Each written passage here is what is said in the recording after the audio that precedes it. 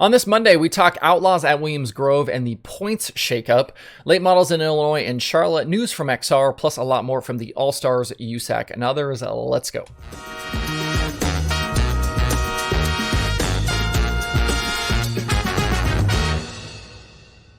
Today is Monday, May 16th, 2022. Welcome into Dirt Tracker Daily. I'm Justin Fiedler. This is a heavy show today. We've got a lot to get to from the dirt racing weekend. I'm going to start with the World of Outlaws at Williams Grove. There's some interesting things to talk about, even though the Friday show was lost to weather and we only got the one race complete. The Saturday night program was delayed because of rain, and when things finally got going, the teams had a bit of a narrow and heavy Grove track to deal with. Jacob Allen continued his transformation into a nightly competitor with the Outlaws, and he nearly swept the night. He went quick time in his group, won heat race number 1, grabbed the dash pole, and then won it, and then that put him on the pole of the main event. One screen, the 1A was basically untouchable out front, but late in the going, 4-starting Brent Marks was able to close down on him a little bit. There were a few cautions through the 30-lapper, but a key one for Matt Campbell slowing changed everything. Allen was coming to get the white flag when Campbell slowed in turn 1, so the race then reverted to 2 to go then on the restart. We got a green-white checkered finish. And once green again, Allen was in trouble as his fuel tank started running dry. He made it back to the white flag, but Marks had already taken the lead, and then Allen did the right thing by pulling into the infield. Just absolute heartbreak for Jacob, and it would have been an insane week for him to sweep both Lincoln and the Grove as a Pennsylvania-born driver. Afterwards, he said he knew he was in trouble with the caution flying, and he wasn't even convinced he would have made it even if Campbell didn't slow down for that caution. The issues for Allen handed the lead and the Morgan Cup win to Marks, who had just enough fuel to make it at the end. At the line, Carson Macedo was second, Sheldon Hodenshield third, Rico Abreu fourth, and Donnie Schatz in fifth, but the drama wasn't done just yet. At the scales afterwards, Macedo was light, so he got booted to last place in the feature, which then promoted Sheldon and Rico up the podium. Macedo's penalty has big points implications going forward because if he ends up second in that race, with championship leader Brad Sweet down in 8th, Macedo would have taken the championship lead. But instead, Macedo is 26th in the race, Sweet 7th, and now Macedo is 42 points back in the standings, falling to 3rd, with David Gravel now up to 2nd, 24 points behind leaving Pennsylvania. That's a big swing, and I think it could have a big impact into the summer with this championship hunt, especially if Macedo somehow isn't able to make those points back up. As for Allen and Shark Racing, Jacob said afterwards they will come back with a better strategy in the future, but I wonder if inexperience in big moments right there just bit him a little bit. Mark said he knew afterwards that they would be in trouble with fuel, so he was trying to save wherever he could, and I wonder if maybe Jacob just wasn't doing that. Either way, though, as much as it sucks to lose like that, what a season so far for that 1A team. And they're definitely not done yet. They're showing plenty of speed all the time. The Outlaw teams got Sunday and today off, but they are right back at it tomorrow night, racing at Bridgeport Motorsports Park in New Jersey.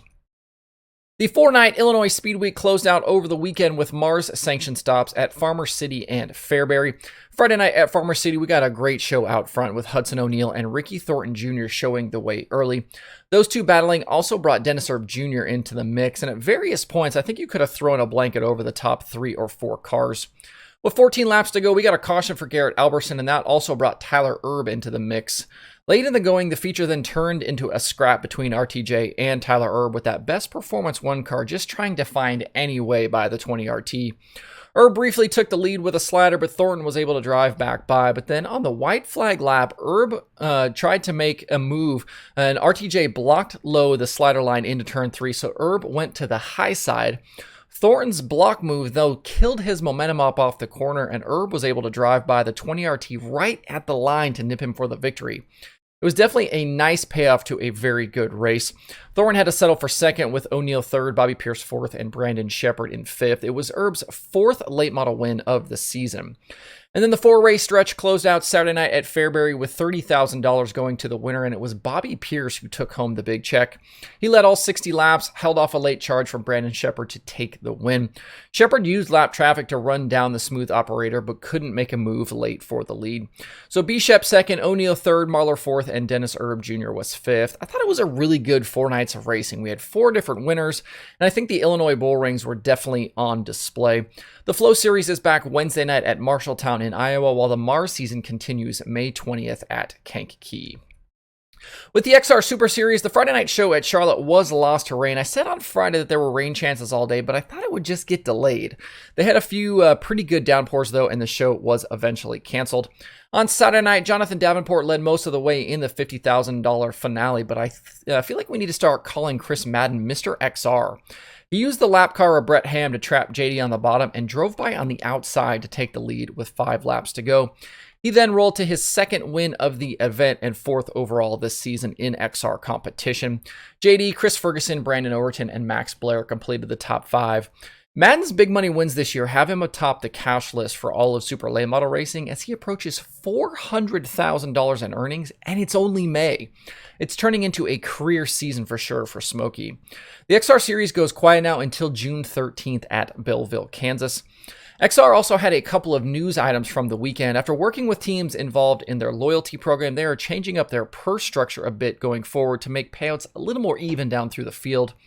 The changes came after a vote from teams at Charlotte. The total purse amounts aren't changing, just how they break down through the field. Also, they have moved the Texas Dirt Nationals to Monday and Tuesday, September 19th and 20th, with the 2 nights paying $20,000 to win and $40,000 to win. The move was made to avoid a conflict with the Jackson 100 weekend at Brownstown for Lucas. So this means there are now no conflicts on the schedule between XR and the Lucas Oil Late Model Dirt Series. XR still bumps up against several Outlaw nights as it already has up to this point, and there are also conflicts with the Flow Series. With so many races on the schedule, though, it's basically impossible for there to be no conflicts at all, but it is clear that allowing these full-time guys with Lucas the ability to also run with XR has become a priority. You can see both of those releases for those news items over at racexr.com. The All-Star Circuit of Champions had 3 races over the weekend with stops at I-96, Wayne County, and Waynesfield. Friday night at I-96, Justin Peck slipped past Scotty Thiel before halfway and drove on to his first win of the season. It was the first All-Star victory for the Book 13 since Lincoln in September of 2021. Thiel was fast and I think deserved a better night, but things went sideways past halfway when he tangled with the slowing lap car of Chris Wyndham, and the contact broke something in his rear suspension. He ended up 22nd on the night. Behind Peck, points leader Tyler Courtney finished second, Hunter Schoenberg was third, Zeb Wise fourth, and Parker Price Miller kept his season rolling along with another top 5 finish. I picked Peck to win a 996, and it was my 14th correct win pick of the season. Unfortunately, it was my last right choice of the weekend. I whiffed on all 3 Saturday shows and the Sunday race at Waynesfield. On Saturday at Wayne County, it was all Hunter Schoenberg in that Tony Vermeer-owned 55. He started second and led all 30 laps to earn his 3rd career series win, 2nd of the season, and 2nd in just 4 races. Justin Peck stayed hot with a 2nd place run. Wise was 3rd, PPM 4th, and Sunshine hard charge from 16th to a top 5. To close out the weekend on Sunday, the All-Stars went to Waynesfield, and it was a day that Skylar G will want to forget quickly. He got over the top of the track in his heat race and went for a big ride after hitting a tractor tire. He was okay, but damn, it was a hard hit. Glad he walked away from that one. In the feature, Scott Boguski led the field to green from the pole, and he's been fast early in this rookie campaign with Clayton Snow, but they just haven't been able to finish out these races. And Sunday was basically the same. Lots of speed and no luck. Inside 10 to go, Peck got by him in lap traffic, but then just a lap later, while battling for second, Kyle Reinhardt tagged the 7 in turns 3 and 4, and they both spun out, leading to finishes of 12th for Boguski and 13th for Reinhardt. Brutal way for Boguski's day to go south. At the end, it seemed like also that we couldn't get the race to actually finish. We had what we thought were checkered flags twice, but both finishes didn't happen because of cautions. One for Bill Baylog and another for Cap Henry and Zeb Wise tangling. At the end, though, nobody could stop Peck, and he drove away to his 2nd win of the weekend and 3rd top 2 finish. Cole Duncan hard charge from 18th to finish 2nd. Sunshine was 3rd, Kevin Thomas Jr. 4th, and Hunter Schoenberg was 5th. PPM started 2nd and was good early on, but he ended up slipping over the top of the track and going for a big ride. He finished 19th with that ended his 11-race top 10 streak. That McGee 11, though, that team is still very fast, and I think that first win is right around the corner. Also, 3 weekend top 10s for Corey Eliason, but he's still mired down in 8th in the standings. So following the 3 races, Sunshine actually extended his points lead to now 56. He had 3 straight top 5 runs. He now leads Justin Peck, who jumped to 2nd from 4th, and he's actually 16 points closer to the 7BC team. BPM is down to 3rd, Schurenberg 4th, and Henry in 5th. The series has 3 more races this coming weekend, all of those in Wisconsin. Before we move on to other weekend stuff, I did want to mention the Tanner Thorson news. He tweeted late last night that he is parting ways with Reinbold Underwood Motorsports to pursue more winged racing opportunities. Thorson had been a force in the Reinbold Underwood midget and non-wing car over the past year or two, and that included USAC national wins and that big Chili Bowl victory. The pairing was supposed to run a sizable wing schedule this season, including something like 50 Outlaw shows, but things have already apparently gone sideways. They had made 10 Outlaw appearances this year with a best finish of 9th at Hobstad on April 23rd. It was actually their only top 10 in Outlaw competition this season. But they did have 3 All-Star top 10s in 3 appearances, including most recently on Friday at I-96. I think they were 6th in that race. And there are a lot of rumors here about Thorson's next stop. Some people thinking he could be in the Sides Motorsport 7S for the remainder of the season following tomorrow night's Outlaw show at Bridgeport. There's no confirmation on any of that, and there's lots of other rumors flying around, so we'll just kind of have to wait and see what's next for Thorson. But he does appear to be hell-bent on making the full-time transition to winged racing, following guys like Tyler Courtney, Kevin Thomas Jr., and Chris Wyndham down that path. Now back to the racing. We talked Friday about the USAC Sprint Car Show at US 36 being lost to rain, but the non-wing competitors did get to race on Saturday night at I-70. Mario Klauser led the first lap from the pole, but from there it was all Robert Ballou out front. Except for a very brief interlude on lap 21 when Brady Bacon was scored as the lap leader. The Madman led 28 laps and picked up his first national sprint car win in nearly a year. The last time he was victorious was back on June 16th of 2021 at Bridgeport. He's been fast lately, though. He does have 2 second-place finishes the previous 2 races, so this wasn't a huge surprise that he grabbed this win. Behind him, Bacon, Justin Grant, CJ Leary, and Emerson Axum completed the top 5. The 2 nights of racing this week between I-70 and Lakeside really helped close up the points, with the top 5 now only separated by 56 markers. Axum leads JG by 21, with Bacon, Chase Dockin, and Ballou all in hot pursuit. Axum has 6 straight top 10s and 5 top 5s in those 6 races, including 2 victories. Not bad for the rookie driver. The series is back this weekend for 2 shows at the new look Terre Haute Action Track. Out in California for the Peter Murphy Classic, it was another banner weekend for Dominic Scelzi. He battled on Friday night with Shane Golobic in both the 410 and 360 features, coming out on top in the NARC 410 show and then finishing second to Golobic in the Sprint Car Challenge Tour main event. He grabbed another top 5 on Saturday night in the 360 and then was the beneficiary of an incident involving leaders Corey Day and Justin Sanders in the big NARC show at Hanford.